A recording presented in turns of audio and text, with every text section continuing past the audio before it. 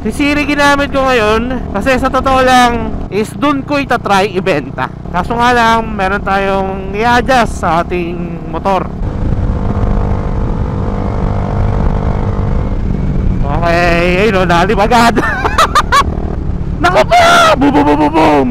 Ito yung sinasabi ko sa inyo na matinding lubak dito sa ano, na magiging traffic dito pagdating ng Holy Week. Kasi nga, isang lane lang ang pwedeng daanan. Oy, mali dinaanan mo, Brad! Baka pwede ka pagbigyan ng run ko lang ha. Hindi naman ako magkakaroon ng ganito kung hindi ako muntik na mamatay eh.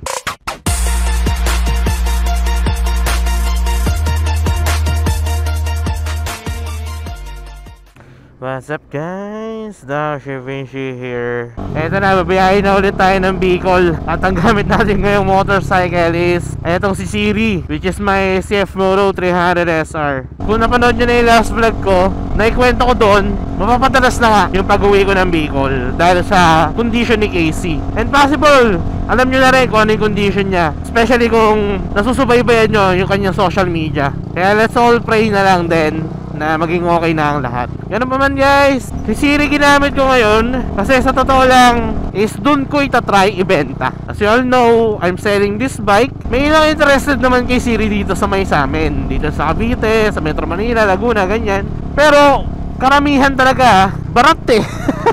Like one time, nagkita na kami nung na-try niya na yung motor ko. Biglang sabi na gantong presyo. Tapos nung pumayag ako sa presyo niya, biglang sasabihin nakita daw yung asawa niya ng mas mura. But anyway, it is what it is.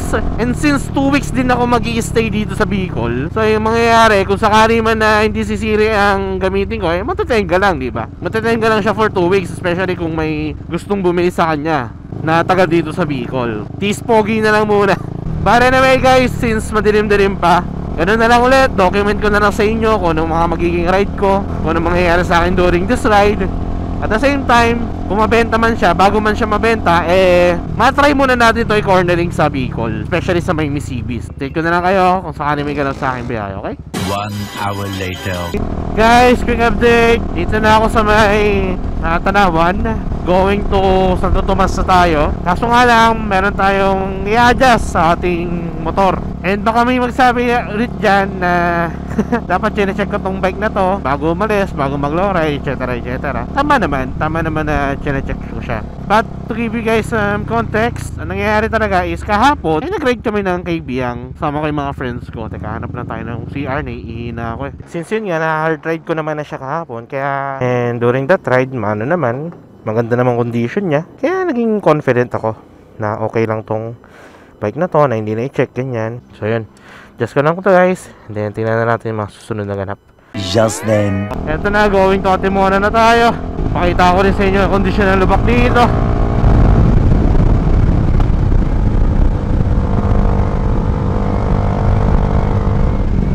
Okay, ayun o, nalibagad. Buka na agad sa akin, lalim. Basta pag nakita nyo na itong sementado, pumwesto na kayo dito. Kasi nga nandun sa mga asfalto yung malalalim na lubak. Tapos expect nyo rin na matraffic dito kapag bumiyahe kayo ng Holy Week. Sobrang traffic dito guys. Dito kami na traffic talaga nung umuwi kami ng Holy Week. Iba kasi nagka-counterflow, iba naman talagang wala na madaanan. Expect nyo talaga na matraffic sa part na to ng pagbilaw going to Atimonan zigzag road. Luluwag lang kapag nalagpasan nyo na Atimonan kasi medyo maluwag na yung kalsada doon. Tapos marami ng alternate routes. Etong pagbilaw wala eh.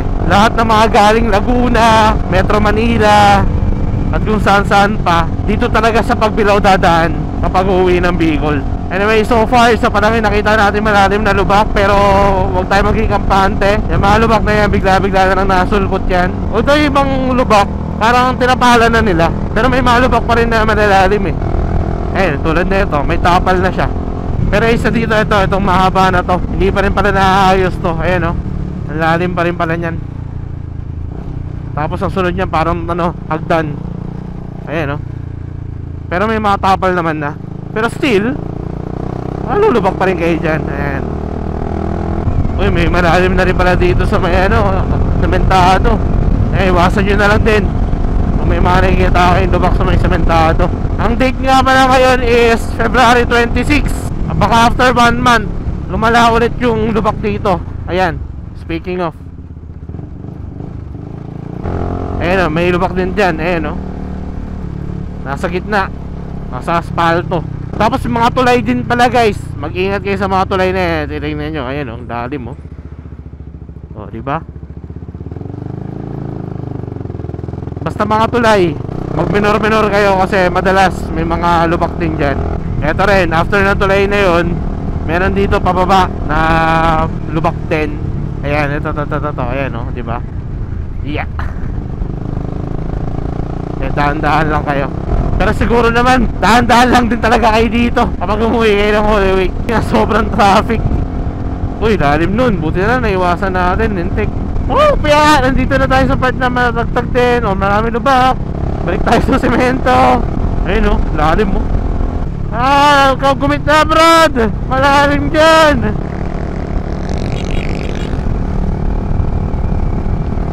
Mga lubak dyan. So, eto na, lubak nyan. Ayun o, buti na tapalan na nila. Pero pag maulan yan, nako, hindi mo makikita yan. Ito, nagtatago sa anino ng puno oh. Ayun o. Putik na yan. Mga nagtatago sa anino ng puno. Ayan po. Ay putik, ang lalim nun. Huwag na wag kayo sa gitna. Kung ayaw nyo mabasagan ng mags o mabengkongan ng mags. Eh, may tulay ulit dito. Yang gitnang yan, malalim din yan. O malubak din yan. Huwag ka magpakabayani, Brad. Naku po! Boom! Naku po! Boom! Huwag kayong gigit na basta-basta lintek. Ayun o, diba? May mga papaba pa o. Ayun o, diba?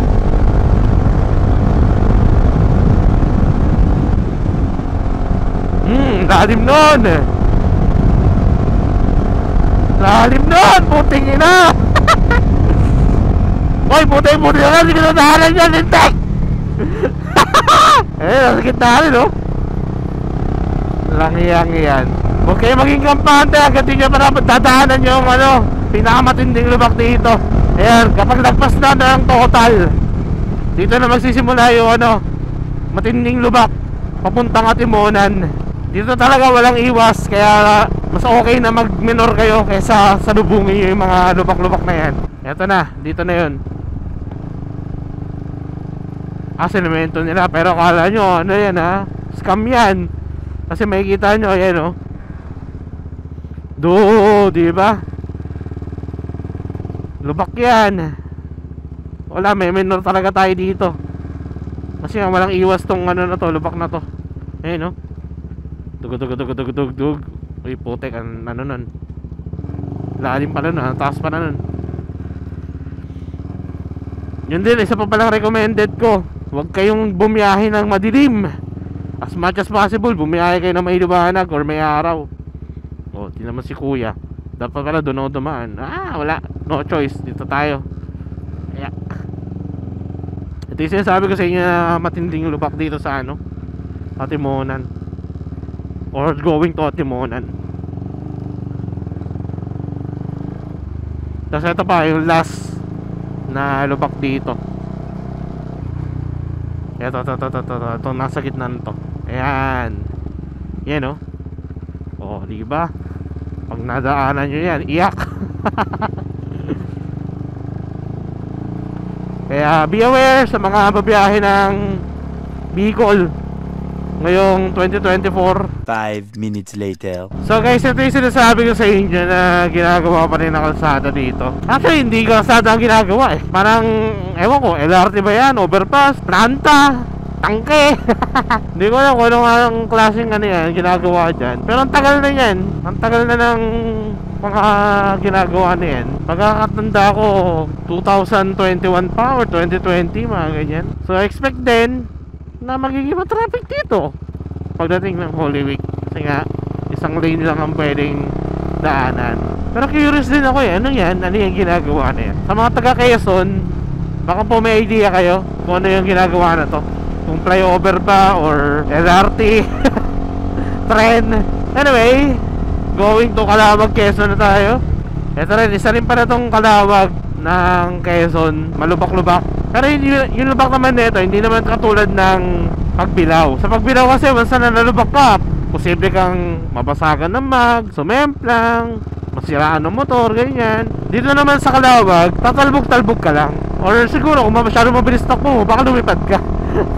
And pag nakarating na kayo dito, medyo malapit-lapit na rin kayo sa gateway to Bicolandia. Mababa pa ang biyahe natin. Time check 9:30. Umalis tayo sa Kawit, Cavite ng alas 5 na madaling araw. And then going to Calawag, Quezon na tayo. Gateway to Bicolandia na tayo. Ay grabe, sakit na ng pet ko.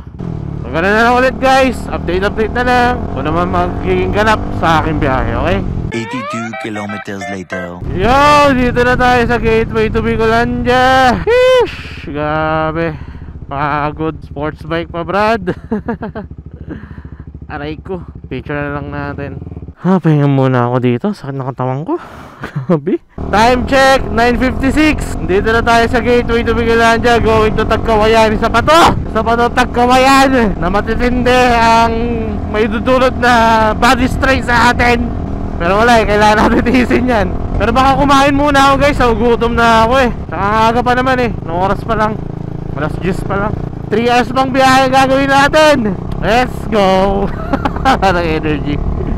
Kalimutan. Dahil sa pagod. Salamat po. Yung bag ko pa pala. Yung kapote natin nawala sa isip ko, gawa ng pagod. Salamat po. Anong to? Anong lugar to? Barrio Mills, Andel Barrio Mills. Salamat po. Patarimahin nyo sa akin yung bag ko. Sobrang pagod ko, kinalimutan ko na tong bag. Then, kumain lang tayo dyan sa may Andel's Barrio Mills. At andito na nga para tayo sa Tagkawayan. Sana magtuloy-tuloy etong ganda ng panahon, even though na may dala akong kapote. Kasi nga, medyo hassle kung ulanin tayo sa biyahe. Hoy, mali dinaanan mo Brad. Hindi ka dyan. Naku po, doon kayo sa gitna, hindi dyan. Kaya nga may gitna eh. But anyway guys, may gusto na pala ko kwento sa inyo, no? Kanina umaga diba nasabi ko sa inyo na si Ray na talaga ang plano kong gamitin. Tas ang reason nun is, yun nga, gusto ko rin mabenta si Siri para hindi matenga, ganyan-ganyan. And then meron pa pala isang reason kung bakit si Siri ginamit ko instead of Reyna. Kahapon, nung nasa may Ternate kami, habang nag-cornering doon, tumatambay doon, ganyan, hindi ako makapag-decide talaga kung sino gagamitin ko. Gusto kong gamitin si Reyna kasi bagong condition yun, like bago gulong, bagong tune niya, suspension. Kumbaga ready for long ride na si Reyna. At the same time, gusto ko rin gamitin to si Siri kasi nga, ayoko matenga. Kaya nag-decide ako na mag-toss coin. Hayaan ko ang tadhana ang mag-decide kung anong motor ang gagamitin ko. So, toss coin ako. And 3 out of 3 puro si Siri lumabas na toss coin. Kaya I've decided na baka fake nga talaga na gamitin natin si Siri. Tapos, if ever man, baka mabenta na rin. Kasi kung hindi ko lang talaga kailangan ng pera, sa totoo lang guys, si Reyna talaga dadalhin ko. Si Reyna ang ira-ride ko. Si Reyna ang ibabiyahe ko dito ng Bicol. Pero since parang tadhana na nagsabi na si Siri ang daling kong gamitin, at the same time yun nga, kailangan ko ng pera, baka dito ko sa Bicol mabenta ito ang aking CF Moto 300 SR. Kung hindi pa rin siya mabenta dito sa Bicol, possible baka ibagsak ko na yung presyo. Medyo nape-pressure na rin ako sa mga bagay-bagay gawa ng, basta hindi ko naman technically obligation, pero wala it is what it is. Kaya bahala na tuloy kung ano mangyayari. Babakpakin ko na itong Tagkawayan kahit na matagtag, di naman masyado ramdam eh. Huwag lang talaga mapunta sa part na parang may mga hagdan-hagdan ng klase ng lubak. So update na ako guys kapag nasa may Bicol na ako. Ito yung sinasabi kong hagdan, no? Much later. Update. Ay, yan na nga. Tingnan nyo. Ito. Namawag. Update lang guys. Eto sana ayusin ko. Gawa na, tingnan nyo yung nut. Andun na siya sa pinakababa. Natanggal na kung tutusin. Kaya nag-iba na yung bitaw ng aking clutch. Tapos pansin ko ito rin. Ano na rin pala to, bumigay na. I mean, lumuwag na. Yung kabila, kamusta? So far, maano naman, mahigpit. Ang gulong natin okay pa. Init, grabe. And then ito lang talaga ayusin natin na. Ito na nga pala ako sa Naga, no? Sa diversion ng Naga. Adjust ko lang yan, wait lang. Grabe, pagod! Uy, napapagod na. Muffler, goods. Okay, sige. Makmak ulit. Update ko lang ulit si Casey. Sabihin ko nandito na ako sa may Naga. Mga isa't kalahating oras pa ang biyahe natin mula dito hanggang Ginobatan, Albay. At ang unang-unang gagawin ko, pag nakuwi tayo doon, matutulog. Body check! Yung pot, masakit na. Tapos yung ating binte, ganun din, nakakawit na. Yung likod ko, parang may pakpak na tumutubo. Yung paa, ngawit na rin. Tuhod, nawala nawala yung ngawit ko sa tuhod napunta sa binte. So yan ang ating mga na-experience ngayon. Di pa tapos ang ating paglalakbay. Meron pa tayong Kamsur. Katulad na itong Naga, Pili, Bato. Yung tipong nasa Bicol ka na pero mahabang biyahe pa. Kasi Albay pa ang ating destination. Possible mga alas 2 makarating tayo ng Ginobatan. Kasi alauna na Balibalita na lang ulit guys kung sakali may ganap ulit sa aking biyahe.